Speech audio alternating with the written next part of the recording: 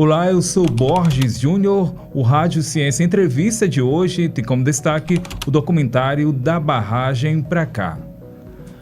Projeto da UFMA, Universidade Federal do Maranhão, e que tem apoio da EMAP, a Empresa Maranhense de Administração Portuária, apoio também da FAPEMA, Fundação de Amparo à Pesquisa e ao Desenvolvimento Científico e Tecnológico do Maranhão. A produção ela aborda a ocupação do bairro Itaquibacanga, isso a partir da construção da barragem do Bacanga e do porto do Itaqui. Com a gente, mestranda do programa de pós-graduação em Geografia da UFMA, a Daniele Costa Rufino. Daniele, seja bem-vinda.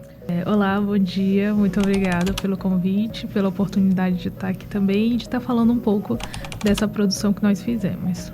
Daniele, qual a proposta inicial do documentário? A proposta inicial ela foi sendo alterada a partir do momento em que foi sendo desenvolvido o projeto. Como é que foi? Então, o documentário ele faz parte de um projeto maior, que é um edital que nós fomos contemplados pela EMAP, em parceria com a FAPEMA, e o nosso projeto é chamado Aportando nas Águas da Memória, que busca trazer o histórico, as memórias daquela região onde foi construído o porto do Itaqui. A princípio, nós buscaríamos essas memórias com os trabalhadores do porto e tudo. E o documentário vinha como um produto desse projeto. Só que com o passar do tempo, com as pesquisas, com o envolvimento com a comunidade, nós fomos tomando outros rumos dentro do documentário. Então, a início era a relação porto e cidade. Depois a gente veio com uma pegada mais humana, não só humana, mas trabalhando com a comunidade em si. Vamos falar desse bairro, dos bairros que cresceram depois da construção da barragem e da construção do porto do Itaqui. Agora, o documentário ele também destaca as manifestações culturais do Itaquibacanga, a construção do porto e da barragem impactou aí o cotidiano dessas manifestações culturais. De que forma se deram esses impactos? Então, o documentário ele vai trazer duas manifestações culturais, três na verdade. Ele vai abordar o Cocupirinã, que é uma manifestação cultural muito antiga, do bairro do Anjo da Guarda, o dia de Iemanjá e também a Via Sacra, que é um dos símbolos do bairro do Anjo da Guarda e dessa região Itaquibacanga. Em relação às mudanças, é porque o Cocupirinã e a Via Sacra, eles começaram com o bairro. Então, eles não antecedem a construção da barragem. A construção da barragem nem a construção do porto. Agora, em relação à festa de Iemanjá, foi porque naquela região do porto, eles precisavam de autorização para poder construir. Então, veio Jorge da Fé em Deus e um outro pai de santo para fazer uma oferenda e tudo para Iemanjá, para a princesa Ina, na verdade, e depois dessa liberação que eles conseguiram construir o porto, porque toda vez que eles construíam, o porto caía. Então, depois dessa autorização, todo ano tem essa festa para Iemanjá. Agora, ele nasce esse documentário atrelado ao Laboratório de Extensão, Pesquisa e Ensino de Geografia, não é isso? Fala para mim um pouquinho desse laboratório. Então, o LEPENG, ele faz parte do Departamento de Geografia e nós somos geógrafos. O pessoal que trabalha são geógrafos.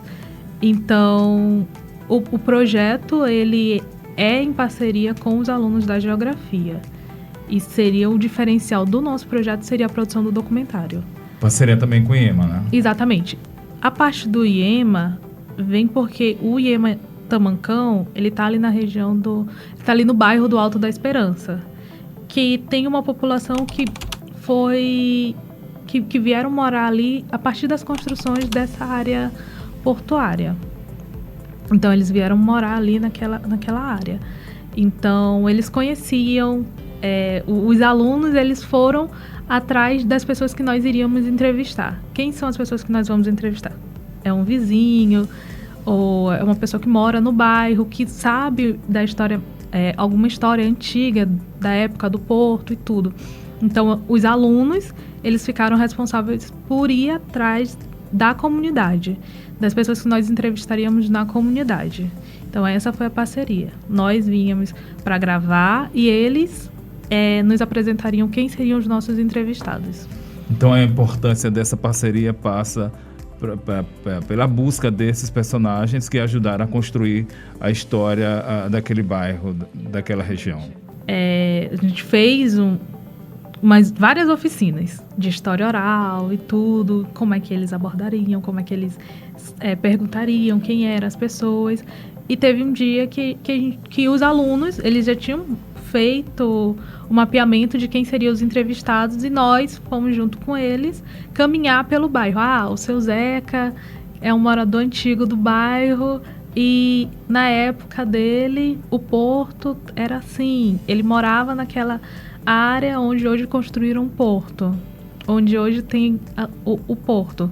Então eles foram mapeando quem eram os vizinhos deles. Então quem é o vizinho mais antigo? Quem é a dona Lili? Foi uma das pessoas que nós entrevistamos. A dona Lili, ela morava naquela área que hoje é o porto. Então, eles foram atrás dos vizinhos. Teve um que o pai conhecia. Então, não foi só os alunos, mas teve alunos que envolveram também os pais.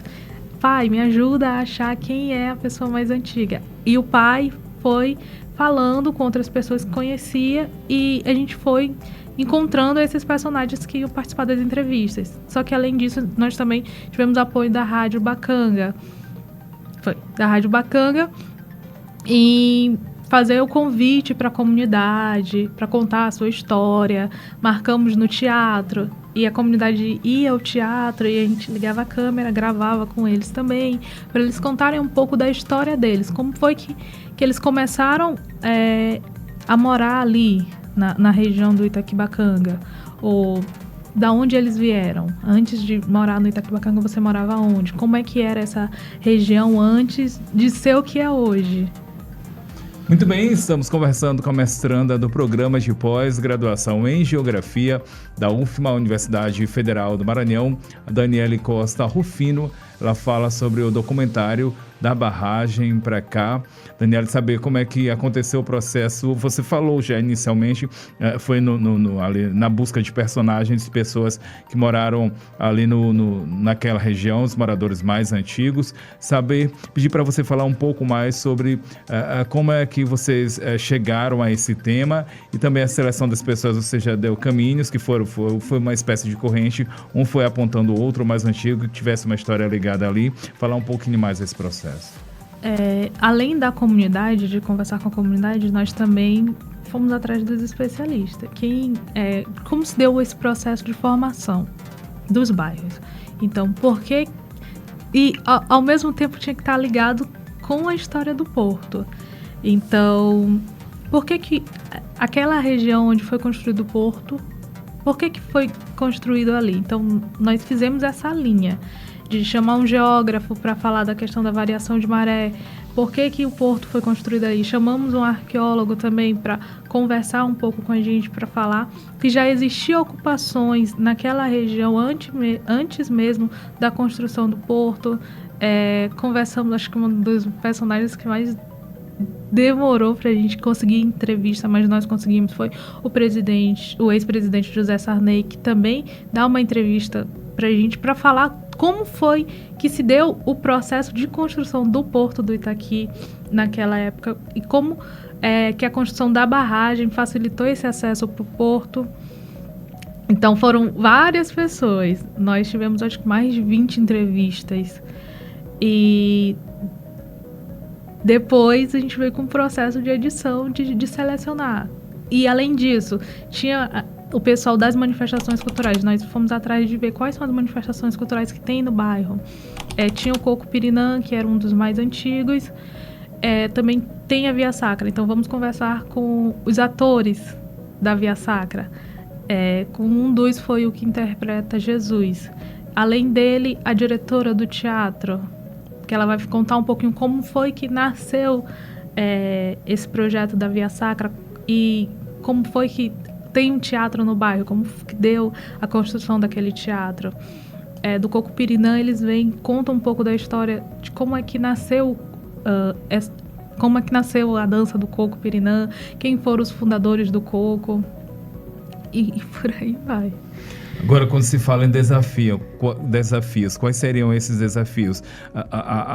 Encontrar esses personagens que deram vida a esse documentário está dentro desse processo de desafio?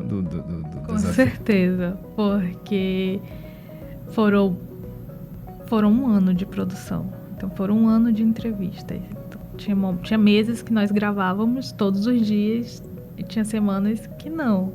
Então, muitas das vezes, nos adaptar à agenda deles. Teve entrevista que a gente marcou para conseguir ter 3 meses e às vezes o entrevistado ficava doente. Então, isso foi um desafio muito grande, nos alinhar, e nós temos um tempo para terminar o documentário.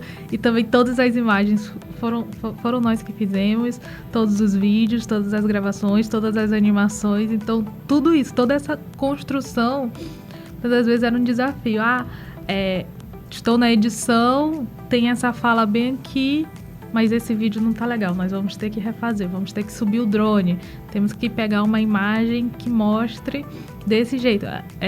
Teve um determinado take que o professor Ronaldo, ele queria os meninos jogando futebol na areia. Só que toda vez que ele ia, não encontrava os meninos. Os meninos não queriam jogar bola naquele dia. Então, foram 5 idas até encontrar ele jogando futebol. Então, também tem isso. Esse também foi um dos nossos desafios. E além de conseguir conciliar, para mim mesmo, era conciliar o mestrado e a produção do documentário. Porque eu estive em todas as etapas. Então, todas as cenas, todas as gravações, eu estava presente, eu era a câmera, eu era o som, eu era da edição. Então, conciliar isso um pouco com a minha vida acadêmica, com o mestrado, foi acho que um dos grandes desafios da minha vida. O lançamento oficial do documentário, ele aconteceu no dia 15 de junho, foi no auditório da EMAP.